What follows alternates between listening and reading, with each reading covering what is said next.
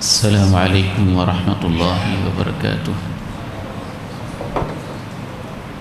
الحمد للہ رب العالمین، والصلاة والسلام علی اشرف الانبیاء وخاتم المرسلین، اشہد ان لا الہ الا اللہ وحدہ لا شریک لہ، واشہد ان محمدا عبدہ ورسولہ صلی اللہ علیہ وعلی آلہ وصحبہ وسلم، اما بعد فاعوذ باللہ السمیع العلیم من الشیطان الرجیم، من ہمزہ ونفخہ ونفثہ، بسم اللہ الرحمن الرحیم۔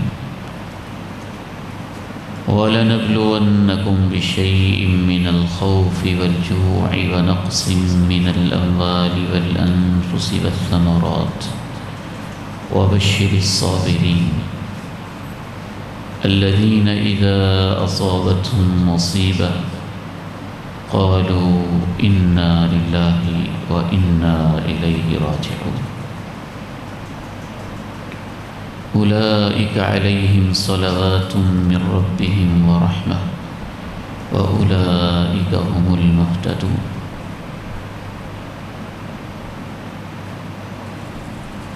لازماً اور ضروری طور پر ہم تمہارا امتحان لے کر رہیں گے بشیء من الخوف،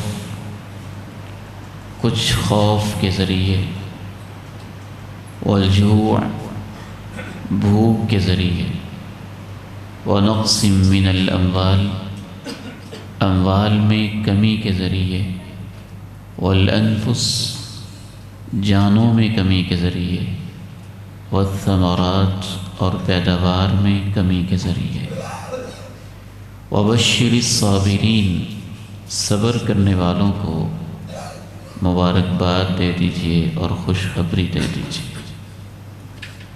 الذین اذا اصابتہم مصیبہ، وہ صبر کرنے والے جب بھی انہیں کوئی مصیبت آن پہنچتی ہے، قالوا، تو پکار اٹھتے ہیں، انا للہ، ہم سب اللہ ہی کے ہیں، وانا الیہ راجعون، اور ہم سب اسی کی طرف لوٹ رہے ہیں۔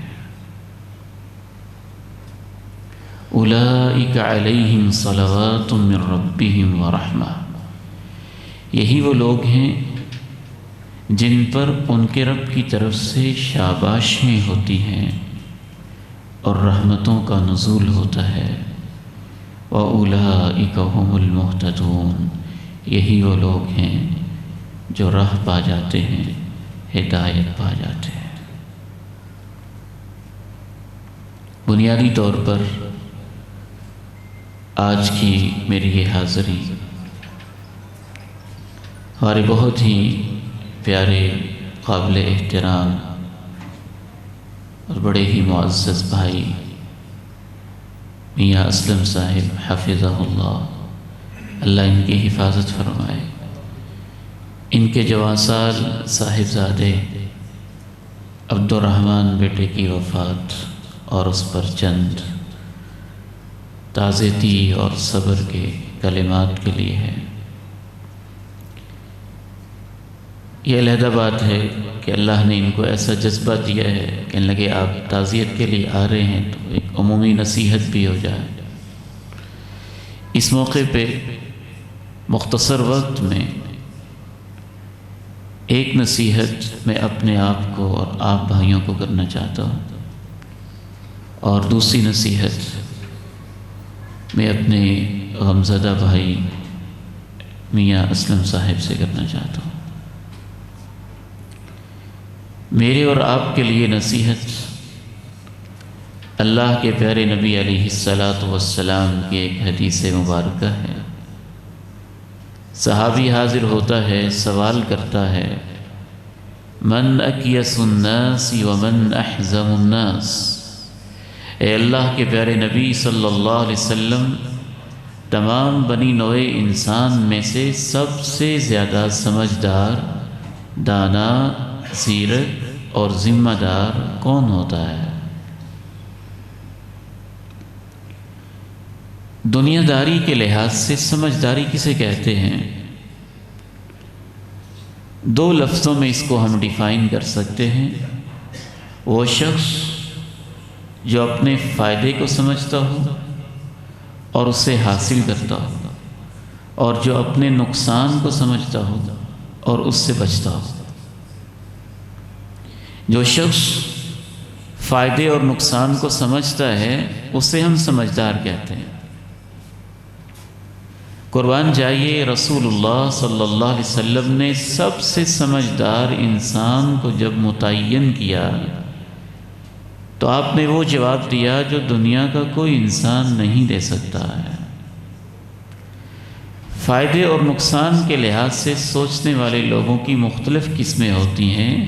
کچھ لوگ وقتی فائدہ سوچتے ہیں، کچھ لوگ ہفتے بھر کا فائدہ سوچتے ہیں، کچھ لوگ سال بھر کا پلان بناتے ہیں، کچھ لوگ عشروں اور دہائیوں کی منصوبہ بندی کرتے ہیں، کچھ لوگ صدیوں کی پلاننگ کرتے ہیں اور اس کے فوائد اور نقصانات کو سامنے رکھتے ہوئے اپنی زندگی کو ترتیب دیتے ہیں۔ اللہ کے پیارے نبی علیہ السلام نے فرمایا، میری امت کا سب سے سمجھدار انسان وہ ہے جو سب سے زیادہ موت کو یاد رکھتا ہے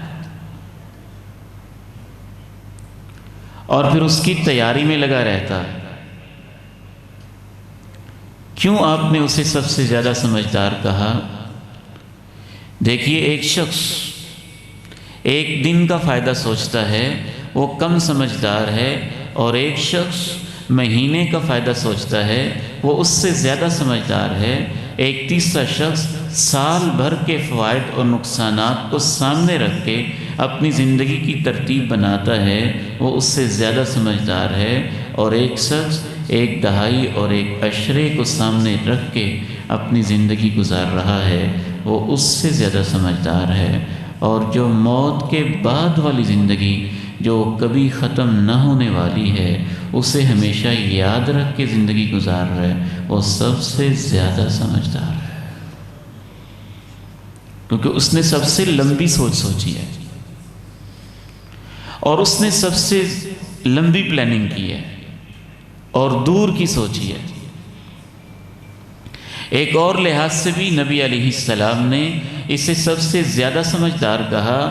ایک وہ شخص ہے جو روٹی، کپڑا اور مکان اس کی قیمت کو سمجھتا ہے، وہ سمجھدار ہے۔ ایک وہ شخص ہے جو جگہ اور پلاٹ کے بارے میں بڑی سمجھداری اختیار کرتا ہے کہ فلاں پلاٹ کی یہ قیمت بنتی ہے اور اس کے مطابق لگاتا ہے، وہ اس سے زیادہ سمجھدار ہے۔ ایک شخص سونے اور چاندی اور اس سے زیادہ قیمتی چیزوں کو سمجھتا ہے، ہیرے اور جواہر یاقوت کی حقیقت کو سمجھتا ہے، تو اس سے زیادہ سمجھدار ہے۔ لیکن میں سمجھتا ہوں اگر ایک شخص روٹی کپڑے کے ریٹ کو سمجھتا ہے، گاجر مولی کے ریٹ کو سمجھتا ہے، زمین مرلے اور پلاٹ کے ریٹ کو سمجھتا ہے، اور خود اپنی زندگی کی قیمت نہیں سمجھتا ہے، تو اس سے بڑا بیوقوف کوئی نہیں ہے۔ اس لحاظ سے بھی آپ نے اسے سب سے زیادہ سمجھدار کہا کہ یہ اپنی زندگی کی حقیقت کو سمجھ رہا ہے، خود اپنے آپ کو سمجھ رہا ہے، اور اپنے آپ کو سمجھنا سب سے بڑی سمجھداری ہے۔ من اکیس الناس، سب سے عقل مند کون ہوتا ہے اور سب سے زیادہ ذمہ دار کون ہوتا ہے؟ جواب دینے والے اللہ کے پیارے نبی علیہ السلام ہیں، اور آپ فرمائیں میری امت کا سب سے سمجھدار شخص وہ ہے جو سب سے زیادہ موت کو یاد بھی رکھتا ہے اور اس کی تیاری میں بھی لگا رہتا ہے۔ موت کو یاد رکھنے کا مطلب یہ نہیں ہے کہ بندہ کوئی وظیفہ پڑھتا رہے، موت موت کرتا رہے، نہیں۔ موت کو یاد رکھنے کے 4 بنیادی مفاہیم مختصراً آپ کے سامنے رکھتا چلوں۔ سب سے پہلا مفہوم موت کو یاد رکھنے کا یہ ہے کہ وہ جب بھی کوئی نیکی کرتا ہے تو موت کو سامنے رکھ کے کرتا ہے۔ وہ نماز میں کھڑے ہوتا ہے تو یہ سوچ کے کہ شاید زندگی کی آخری نماز ہو، وہ اپنی ماں کے پاؤں دباتا ہے تو یہ سوچ کہ شاید یہ آخری موقع ہی مل رہا ہو، وہ اپنے باپ کے چہرے کی طرف محبت بری نگاہوں سے دیکھتا ہے تو یہ سوچ کے کہ شاید اس کے بعد ملاقات ہو کہ نہ ہو، وہ جو کام بھی کرتا ہے، جو ذمہ داری بھی اپناتا ہے، موت کو سامنے رکھ کے اور زندگی کا آخری کام سمجھ کے بڑی محبت کے ساتھ، وارفتگی کے ساتھ، شیفتگی کے ساتھ، مہارت کے ساتھ، تندہی کے ساتھ، شوق اور لگن کے ساتھ کرتا ہے، وہ امت کا سب سے سمجھدار انسان ہوتا ہے۔ وہ مکہ کی ایک بیٹی تھی، دوشیزہ تھی، رخصتی کا وقت تھا، لینے والے لوگ گھر میں آئے بیٹھے تھے اور ادھر سے عصر کی اذان کا وقت ہوا۔ مؤذن نے پکارا، اللہ اکبر، اللہ اکبر، اللہ سب سے بڑا ہے، اللہ سب سے بڑا ہے۔ حی علی الصلاۃ، نماز کے لیے آ جاؤ، حی علی الفلاح، کامیابی کی طرف دوڑے چلے آؤ۔ وہ بھی ایک بیٹی تھی، نوجوان تھی، دوشیزہ تھی، دلہن تھی، رخصتی کا وقت تھا۔ اذان سنتے ہی اس کے انداز ہی بدل جاتے ہیں، کہتی ہے کہ میں پہلے نماز پڑھوں گی اور پھر روانہ ہوں گی۔ لوگ اصرار کرتے ہیں کہ نماز لیٹ بھی کی جا سکتی ہے، آپ وضو کریں گے اس حالت میں، میک اپ اور ساری تزئین و آرائش اس کا مسئلہ ہوگا، لیکن اس کا اصرار اس بات پہ غالب آ جاتا ہے کہ میں پہلے نماز پڑھوں گی اور پھر یہاں سے میری بارات روانہ ہوگی، پھر ہی میری رخصتی ہوگی، نماز چھوڑے بغیر میں نہیں جا سکتی ہوں۔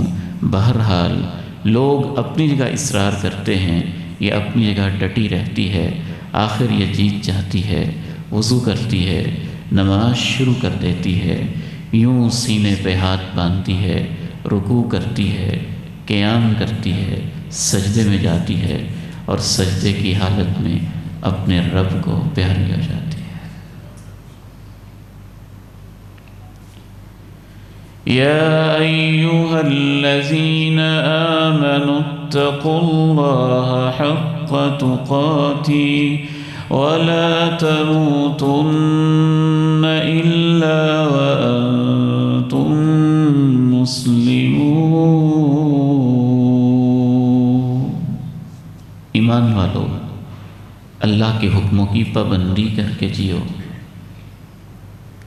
جہاں اس نے جانے کا کہا ہے جاؤ، جہاں سے روکا ہے رک جاؤ، اور ویسے پابندی کرو جیسے اللہ کا حق بنتا ہے، اور اس وقت تک پابندی کرتے رہو کہ جب تمہاری آنکھیں بند ہوں تو تم اللہ کے کسی حکم کو مانتے ہوئے جاؤ۔ کیسے الفاظ ہیں؟ کس کو پتا ہے کب آنکھیں بند ہوں؟ تو موت کو یاد رکھنے کا ایک مطلب تو یہ ہے، میں اپنے نوجوان بیٹوں سے اور بھائیوں سے، بیٹیوں اور بہنوں سے خصوصاً کہنا چاہتا ہوں، اگر آپ کے گھر میں بوڑھے والدین، کمزور ماں موجود ہے تو آج ذرا ان کے پاس یہ سوچ کے بیٹھنا، ممکن ہے یہ میری زندگی کی آخری ملاقات ہو اور ممکن ہے ان کا دیدار میری زندگی کا آخری دیدار ہو، تو دیکھیے گا خدمت کے اندر حسن کیسا آتا ہے۔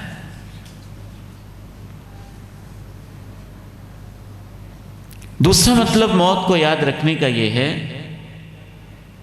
کہ انسان کا نفس جب اسے گناہ کے اوپر اکسا رہا ہو اور اسے گناہ کی طرف جانے پہ مجبور کر رہا ہو، اور اندر ہی اندر مختلف قسم کے برے خیالات انگڑائیاں لے رہے ہوں اور شیطان کے وسوسے انسان کو گناہ کی طرف یوں دھکیل رہے، تو انسان صرف ایک لمحے کے لیے سوچ لے، اگر اس گناہ کی حالت میں میری موت واقع ہو گئی تو میں اللہ کو جواب کیا دوں گا؟ تو سمجھدار ہوگا۔ یا ایھا الذین آمنوا اتقوا اللہ حق تقاته ولا تموتن الا وانتم مسلمون۔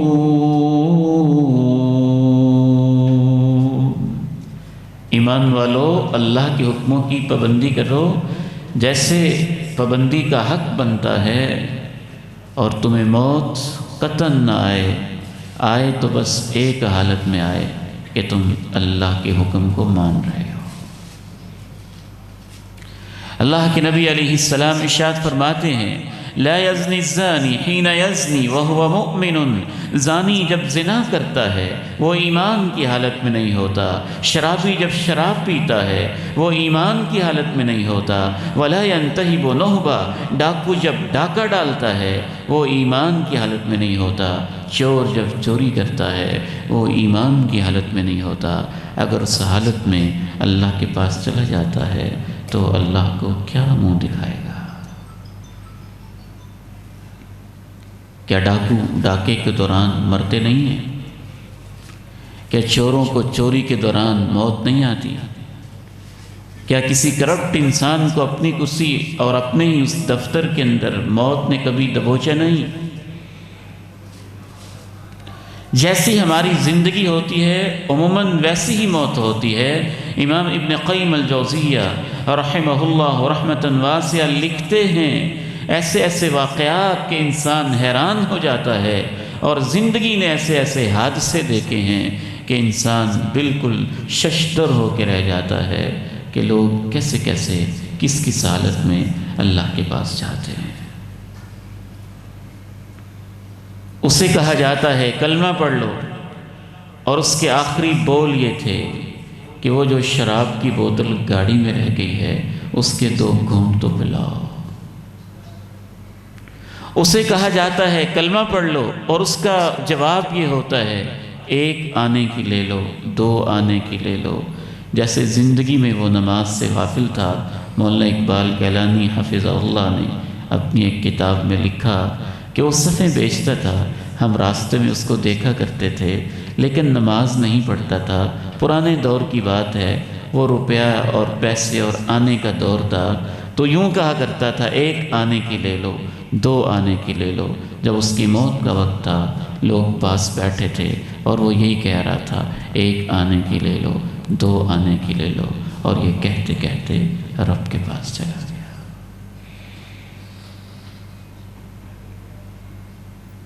راہ چلتے ہوئے سرے بازار گلی محلے میں جب شیطان بری نگاہ کے لیے انسان کو مجبور کرے اور چند منٹ کے لیے انسان اپنی موت اور اپنی لاش کو ذہن میں رکھ لے، اور کسی کی بہو اور بیٹی اس کی موت اور لاش کو ذہن میں رکھ لے، تو اس کے ذہن کے سارے تصورات تبدیل ہو جائیں گے اور گناہ سے پیچھے ہٹ جائے گا۔ یا ایھا الذین آمنوا اتقوا اللہ حق تقاتہ ولا تموتن الا وانتم مسلمون۔ کون سمجھدار انسان ہے؟ فرمایا جو سب سے زیادہ موت کو یاد رکھتا ہے اور اس کی تیاری میں لگا رہتا ہے۔ اس کا تیسرا مطلب یہ بھی ہے کہ باقاعدہ طور پہ کبھی کبھی انسان کو بیٹھ کر بچھڑے ہوئے لوگوں کی موت کو یاد کرنا چاہیے، اور ساتھ ہی اپنی موت کو بھی یاد کرنا چاہیے۔ میں حیران ہوتا ہوں کہ اس عمر میں جب موت کو یاد کرتے ہیں تو یوں ایک لمبی لائن نظر آتی ہے۔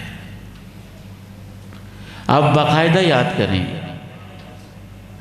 پرائمری سکول کے لیول سے لے کر نرسری اور پریپ سے لے کر middle, matric, A level, O level تک، پھر B S, M S, M Phil تک، پھر پی ایچ ڈی اور پوسٹ ڈاک تک۔ کیا سارے ہی آپ کے کلاس فیلو زندہ ہیں؟ آپ کے سارے ہمجولی اور گراؤنڈ میں ساتھ کھیلنے والے کیا سارے سلامت ہیں؟ پھر آپ ان کو یاد کریں۔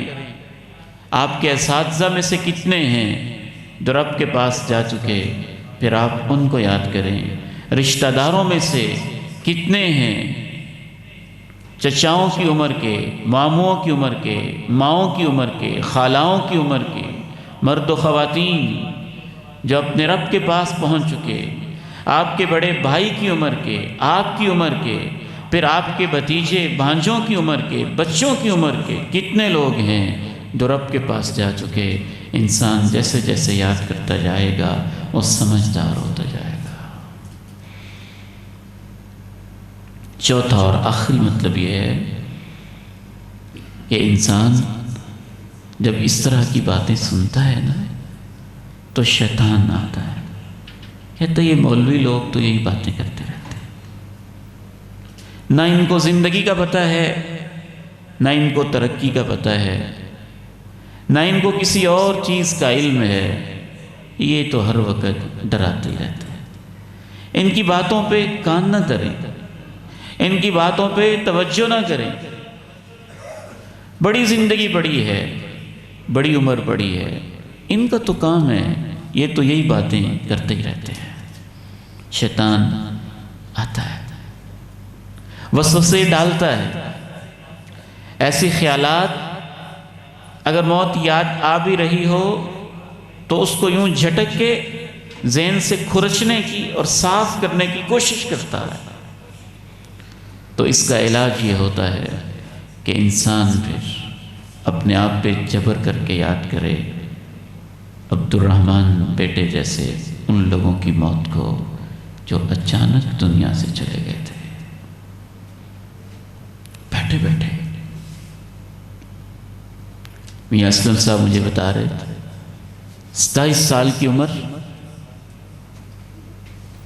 کلاؤڈ آفس میں اپنا ورک کرتے ہوئے، سامنے لیپ ٹاپ، ادھر آئی فون، اور بیٹھے بیٹھے ہی اپنے رب کے پاس چلے جاتے ہیں۔ شیطان تو کہتا ہے نہیں ہم نے نہیں جانا، بس وہی گئے تھے۔ وہ 20 سال کا گبرو جوان تھا، اس کی منگنی بھی ہو چکی تھی، شادی کی تاریخ بھی طے ہو چکی تھی، اور لاہور کے ایک فنکشن میں شادی سے واپس ہمارے علاقے قصبے راجوال میں آ رہا تھا، اور راستے میں وہ نہیں جانتا تھا، نہ اس کے گھر والے جانتے تھے کہ اس 20 سالہ بچے کی لاش گھر میں آئے گی، خود اسے گھر میں آنا نصیب نہیں ہوگا۔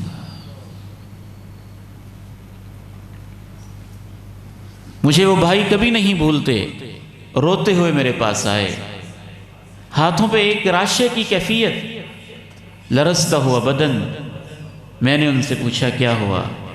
کہتا میرا نوجوان بیٹا جو یہاں آپ کے قریب ہی جاب کرتا تھا، اس کی اگلے ہی دن شادی تھی، اور رات بہنیں بھائی سارے شرکت کرنے کے لیے گھر میں ایک اجتماعی ماحول اور اکٹھے تھے، اور بیڈ کے اوپر اکٹھے ایک کمرے میں بیٹھے ہوئے تھے، اور وہ ہنستے ہنستے مسکراتے مسکراتے بیٹھے بیٹھے ہی اپنے رب کے پاس چلا گیا ہے۔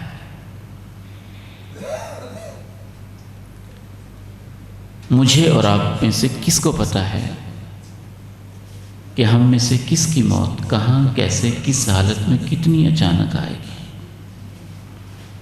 ان لوگوں کی لسٹ میں میرا بھی تو نام ہو سکتا ہے، آپ کا بھی ہو سکتا ہے، کسی کا بھی ہو سکتا ہے۔ سب جانے والے تو یہی سوچتے تھے کہ میرا نام تو نہیں ہوگا، لیکن وہ جانتے نہیں تھے کہ کس کس کا نام ہے۔ پھر اس کے ساتھ ساتھ نبی علیہ السلام نے یہ بات بھی ارشاد فرمائی کہ سمجھدار وہ ہے جو موت کو یاد بھی رکھتا ہے اور اس کی تیاری میں لگا رہتا ہے۔ موت کی تیاری کا مطلب یہ نہیں ہے کہ انسان اپنے مرنے کے سامان کرتا ہے، موت کی تیاری کا مطلب یہ ہے کہ موت کے لمحات کو حسین بناتا ہے۔ موت کی تیاری کا مطلب یہ ہے وہ ایسی زندگی گزارتا ہے کہ اس کا رب اس پہ راضی ہو۔ جب وہ رب کے پاس جائے تو رب کریم کی طرف سے آواز آئے، اے نفس مطمئنہ ارجعی الی ربک راضیۃ مرضیہ فادخلی فی عبادی وادخلی جنتی۔ تو مجھ پہ راضی، میں تجھ پہ راضی، میرے بندوں میں، میری جنتوں میں شامل ہو جا۔ تیاری میں لگے رہنے کا مطلب یہ ہے، اس کے جو معاملات حساب کتاب ہے، اگر اس میں لین دین کا معاملہ ہے، قرض کا معاملہ ہے، حساب کتاب کا معاملہ ہے، اگر اس کے دل میں کوئی خیالات ہیں، کوئی جذبات ہیں جو اپنی ماں سے کہنا چاہتا ہے، اپنے باپ سے کہنا چاہتا ہے، اپنے بھائی سے کہنا چاہتا ہے، بہن سے کہنا چاہتا ہے، بیوی سے کہنا چاہتا ہے، بیٹوں بیٹیوں سے کہنا چاہتا ہے، تو اس کو پینڈنگ میں نہیں رکھتا ہے کہ کوئی بات نہیں، ابھی تو جوان ہوں، کہہ لوں گا جب وقت آئے گا۔ اللہ کے نبی علیہ السلام کی ہدایات سے پتہ چلتا ہے کہ مسلمان اتنا سمجھدار ہوتا ہے، اگر وہ کچھ کہنا چاہتا ہے تو ایک رات بھی کہے بغیر نہیں گزارتا، نہ صرف اس نے کہا ہوتا ہے بلکہ لکھا ہوتا ہے، اور لکھ کے اپنے سرانے کے پاس رکھا ہوتا ہے۔ کتنے ہی ایسے معاملات ہیں، انسان لٹکاتا رہتا ہے، بلکہ کہنا بھی چاہیں تو لوگ کہنے نہیں دیتے، نہیں ایسی باتیں نہ کریں۔ کیوں نہ کریں؟ جب ایک حقیقت ہے تو ہمیں ایک دوسرے کو سننا چاہیے، ایک دوسرے کو کہنا چاہیے کہ ہم اس دن ملے کہ نہ ملے، پھر ہم بلاتے پھریں کہ فلاں بھی آ جاؤ، فلاں بھی آ جاؤ، فلاں بھی آ جاؤ، میں تم سے معافی مانگنا چاہتا ہوں، پتہ نہیں اس وقت کوئی آتا بھی ہے کہ نہیں، معاف کرتا بھی ہے کہ نہیں، موقع ملتا بھی ہے کہ نہیں۔ سب سے سمجھدار کون ہے؟ فرمایا جو موت کو سب سے زیادہ یاد بھی رکھتا ہے، اور پھر صرف یہ نہیں کہ موت کو یاد کر کے بندہ ڈپریشن میں چلا جائے، مایوسیوں میں چلا جائے، کچھ کرے نہ، ہاتھ پہ ہاتھ رکھ کے بیٹھ جائے، نہیں، موت کو ایسے یاد کرنا کہ انسان ڈپریشن کے اندر چلا جائے، یہ شیطانی وسوسہ ہوتا ہے، لیکن موت کو ایسے یاد کرنا انسان میدان عمل میں اترے، محنت کرے، کام کرے، لگن سے کرے، شوق سے کرے، آخرت کو سامنے رکھ کے کرے، اور اس کا یہ انداز ہو کہ میدان میں کھڑا ہو اور کہتا ہو مجھے احد پہاڑ کے پیچھے سے جنت کی خوشبو آ رہی ہے۔ آپ نے فرمایا سمجھدار وہ ہے پھر محنت کر کے تیاری کرتا ہے، یہ نہیں کہ یاد کر کے ڈپریشن میں چلا جاتا ہے، مایوس ہو جاتا ہے، محنت کرتا ہے، کوشش کرتا ہے، کاوش کرتا ہے۔ اور آخری بات میں اپنے بہت ہی پیارے بھائی سے کہنا چاہتا ہوں، میاں اسلم حفظہ اللہ سے، بیٹوں سے محبت انبیاء کو بھی تھی۔ جناب یعقوب علیہ السلام کو اپنے بیٹے یوسف سے کتنی محبت تھی، اور جب وہ جدا ہوئے تو غم میں اتنا روتے رہے کہ روتے روتے آنکھوں کی بینائی اس تک سے محروم ہوئے۔ یہ فطری چیز ہے، غم کا آنا، آنسو کا آ جانا۔ جناب داؤد علیہ السلام کے بارے میں تاریخ میں لکھا ہے کہ اللہ تعالیٰ نے ان سے پوچھا اپنے بیٹے سے کتنی محبت کرتے ہو؟ کہتے پوری زمین سونے کی بھر دی جائے تو میں اسے بھی اپنے بیٹے پہ قربان کر دوں گا۔ ہمارے پیارے نبی علیہ السلام کو اپنے صاحبزادے جناب ابراہیم سے کیسی محبت تھی، صبر و استقامت کے پہاڑ تھے، لیکن جب اپنے بیٹے کی لاش کو یوں اپنی آنکھوں کے سامنے دیکھا تو یہ تاریخی جملے کہے تھے، ان العین تدمع والقلب یحزن۔ ابراہیم میری آنکھوں میں آنسو ہیں، میرے دل میں غم ہے۔ ولا نقول الا ما یرضی به ربنا سبحانہ وتعالی، لیکن ہم اپنی زبان سے وہی کہیں گے جس سے ہمارا رب راضی ہو جائے۔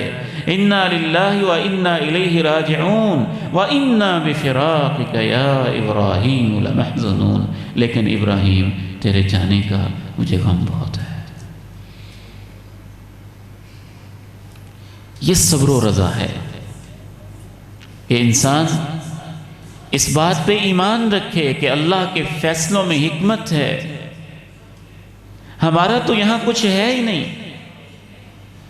بیٹا میں نے اپنی مرضی سے تو نہیں لیا، اللہ ہی کا تحفہ تھا، اللہ ہی کی امانت تھی، اللہ ہی نے دیا، اللہ نے میرا تو کچھ نہیں لیا، جو اس نے امانت دی تھی عارضی طور پہ اس امانت ہی کو واپس لیا، اور واپس بھی اس انداز سے لیا کہ جتنا دکھ زیادہ ہوتا ہے اتنا ہی اللہ اجر اور ثواب بھی ایسا دیتے ہیں کہ اللہ نے قرآن میں وعدہ کیا انما یوفی الصابرون اجرہم بغیر حساب، صبر کرنے والوں کو اللہ بغیر حساب کے اجر دیتا ہے۔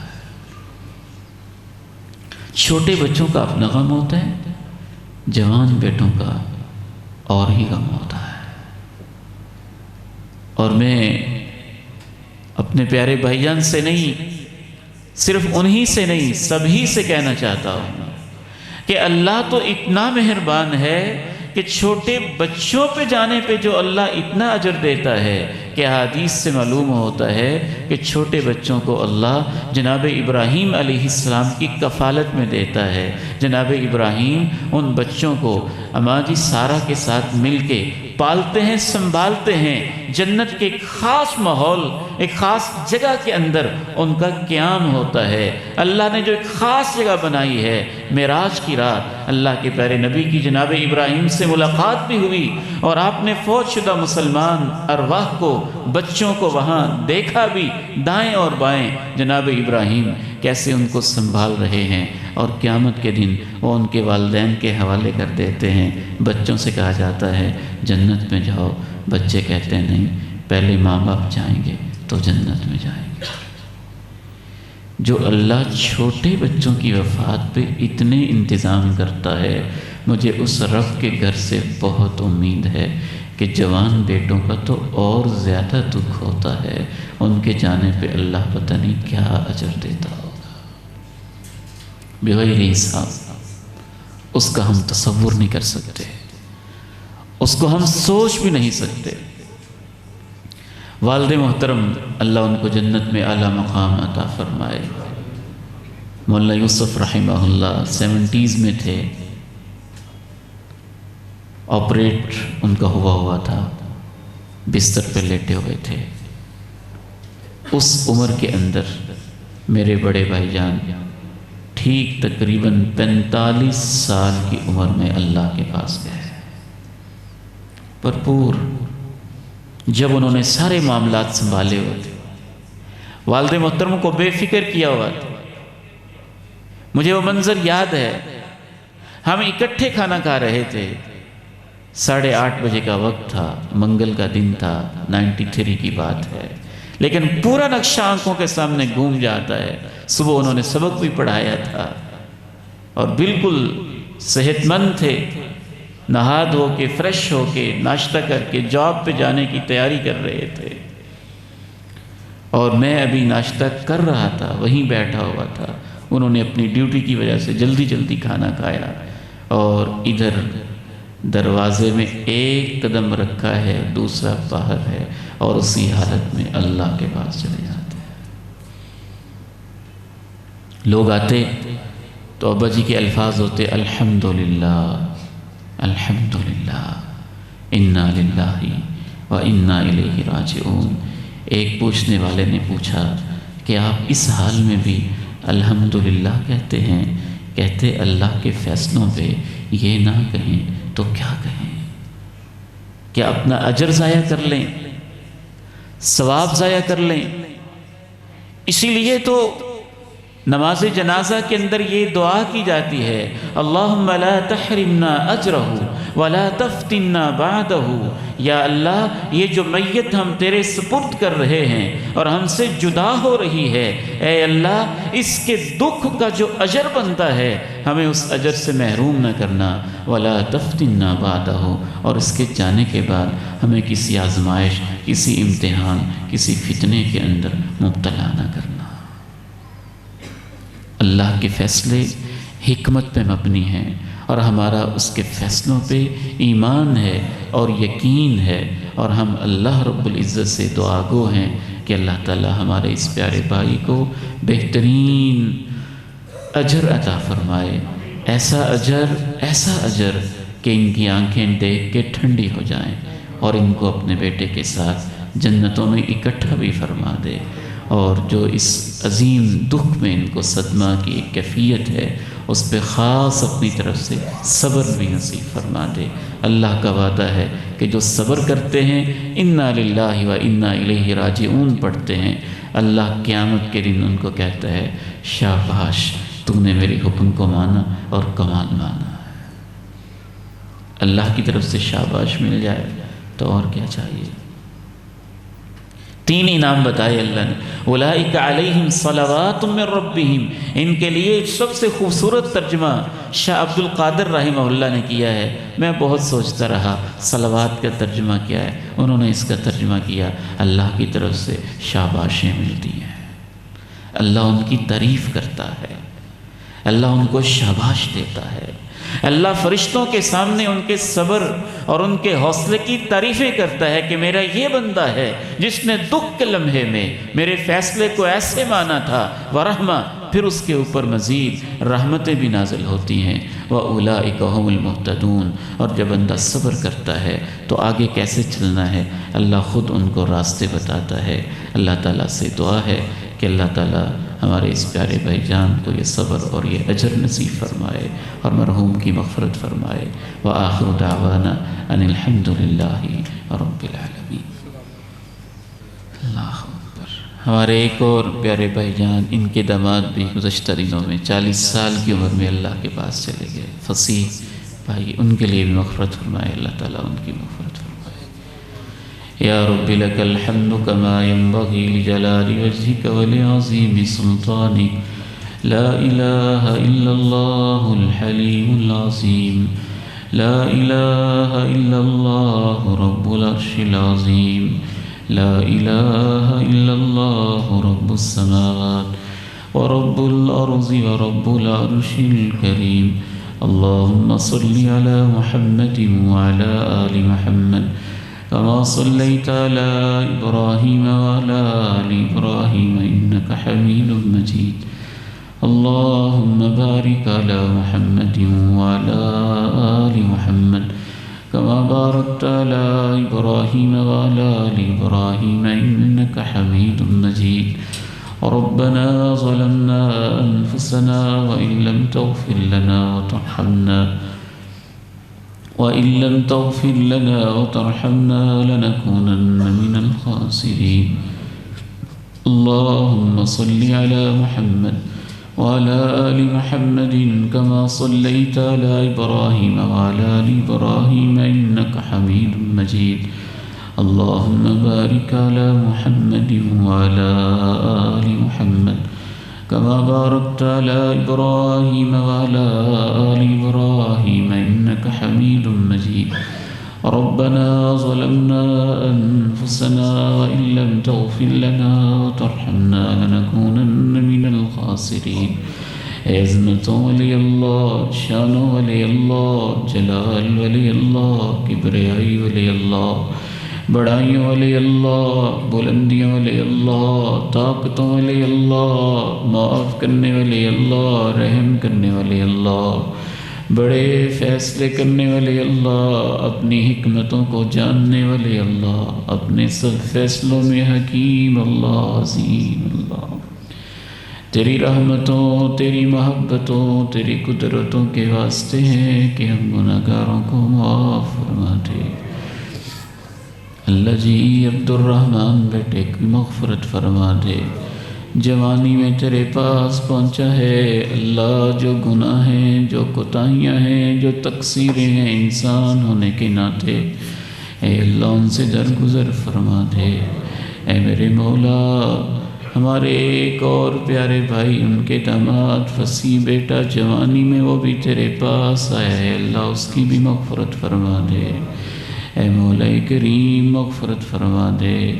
اللہم اغفر لهم وارحمهم وعافهم واعف عنهم واکرم نزلهم ووسع مدخلهم واغسلهم بالماء والثلج والبرد ونقهم من الخطايا كما ينقى الثوب الأبيض من الدنس۔ ربنا ظلمنا أنفسنا وإن لم تغفر لنا وترحمنا لنكونن من الخاسرين۔ اے مولا کریم، اے مولا کریم، ارحم الراحمین، رب العالمین، یہ بیٹے تیرے سپرد ہیں، تیرے حوالے ہیں، تو ان کی حفاظت فرما، تو ان کی حفاظت فرما۔ اے اللہ ان کی قبروں کو جنت کا باغیچہ بنا، اے اللہ جنت کے لباس نصیب فرما، جنت کی ہوائیں نصیب فرما، اے مولا کریم درجات کی بلندیاں نصیب فرما، اے اللہ جو غمزدہ والدین ہیں، جو غمزدہ بھائی ہیں بہنیں ہیں، اے اللہ جو غمزدہ مائیں ہیں، میرے مولا میرے سنے اللہ کریم اللہ، صبر تو دے سکتا ہے، تیرے پاس صبر کے خزانے ہیں، ہماری ان بہنوں کو اے اللہ سب عزیزوں کو، باپوں کو، والدین کو اے اللہ صبر جمیل نصیب فرما دے، صبر جمیل نصیب فرما دے، اے میرے اللہ، اے میرے اللہ، اے میرے اللہ، تیری رحمتوں سے بڑی امیدیں ہیں بلکہ یقین ہے، تو اس صبر پہ اجر بہت دیتا ہے، اللہ ان کو اجر عظیم نصیب فرما دے، اے اللہ تو اتنا عظیم ہے، اہل ایمان کے پاؤں میں کانٹے بھی چھپ جائیں تو اس تکلیف کا بھی اجر دیتا ہے، اے میرے سونے اللہ، جوان بیٹوں کی دامادوں کی لاشیں اٹھانا تو جانتا ہے دل پہ کیسے زخم لگتے ہیں، کانٹے چبھنے پہ اجر دینے والے اللہ، تو ان کے دل کے زخموں پہ مرہم رکھ دے، ان کو اجر عظیم عطا فرما دے، صبر جمیل عطا فرما دے، صبر جمیل عطا فرما دے، اجر عظیم عطا فرما دے، اجر عظیم عطا فرما دے، جنتوں میں اکٹھا فرما دے، جنتوں میں اکٹھا فرما دے، اللہ جی یہ ملاقاتیں بھی عارضی ہیں اور یہاں کی محبتیں، یہاں کی رفاقتیں بھی عارضی ہیں